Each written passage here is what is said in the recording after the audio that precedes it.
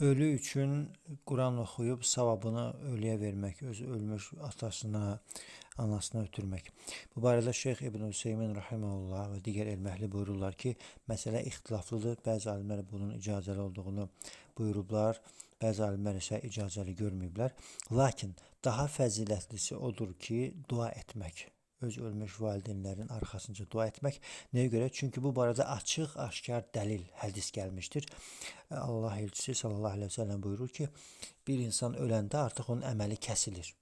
Yalnız 3 şeydən başqa və o 3-dən birisi də odur ki, salih övlad qoyub gedir özündən sonra, həmin övlad onun üçün dua edir.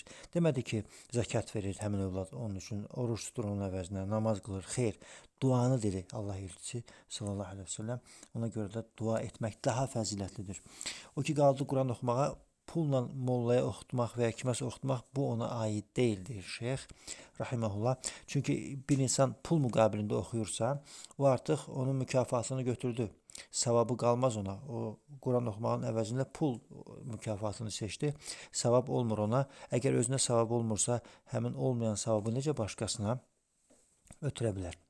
O ki, qaldı digər məsələ, bəli sünnədə varid olub bəzi əməl. Məsələn, sədəqə vermək konkret olaraq varid olub ki, Peyğəmbər sallallahu aleyhi ve sellemdən soruşurlar ki, sədəqə verimmi anamın əvəzinə, ölmüş anamın əvəzinə? Deyir ki, bəli. Lakin əmr eləmir. Başqalarına demir ki, sizlər də sədəqə verin. Ey müsəlmanlar, sədəqə verin. Lakin kimsə soruşanda təsdiq edir. Şeyx deyir ki, vallahi, Allaha and olsun ki, bu ümmət üçün ən çox can yandıran, ən çox nəsihət edən Allah elçisi sallallahu aleyhi ve sellemdir. O isə deməyib ki, ölülərimizin adından sədəqə verin və namaz qılın, oruç tutun, xeyr. Lakin o duanı deyib. Deməli, ən fəzilətlisi də duadır. Digər tərəfdən də deyir, mən tərifləmirəm o kəsləri ki, əməllərinin çoxsunu ölülərə verirlər. Çünki axı insanın özünün ehtiyacı olacaq qiyamət günü. Ən zərrə salih əməli belə axtaracaq. Belə. Allah Allah bizi faydalanır eləsin. Allah şeyxə rəhmət eləsin və ölmüş bütün alimlərə rəhmət eləsin. Sağ olan alimləri qorusun. Əmin.